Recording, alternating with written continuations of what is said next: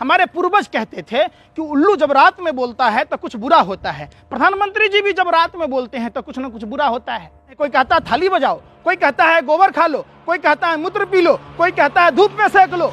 भाजपा अनपढ़ गंवार नेताओं का, मदारियों की पूरी टोली है। जब से भाजपा के हाथ में सत्ता आई है, देश का बेड़ा गर्क कर दिया इन लोगों ने। क्या ट्रंप के साथ आने वाले लोगों की जांच हुई? क्या गुजरात से लाख सवा लाख मजदूर देश के भिन्न भिन्न राज्यों में गए, क्या उनकी जांच हुई?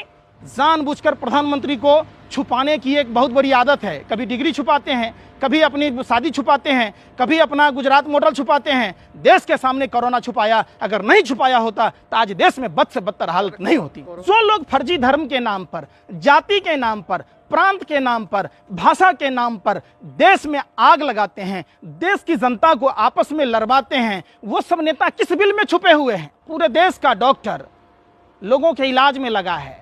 हमारे बीजेपी का एक डॉक्टर, बहुत बड़ा डॉक्टर गोबर पात्रा जी 27 लाख रुपया का पैकेज लेते हैं ओएनजीसी से।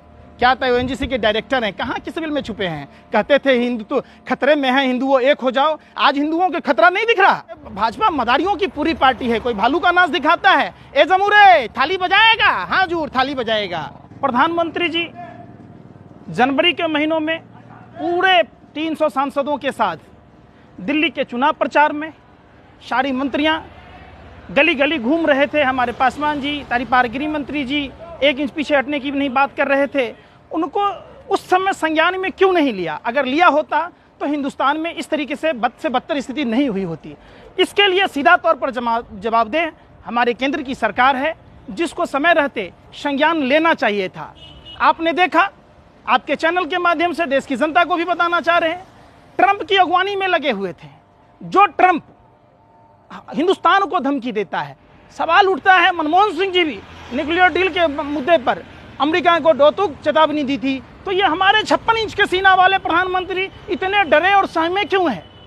जिस दवा के लिए धमकी दे रहा है ट्रंप, जिसके अगवानी के लिए इन्होंने गुजरात का विकास मॉडल छुपाया, 10 किलोमीटर लंबी 7 फीट चलो जूठ की पार चलो दीवार खींचनी पड़ी।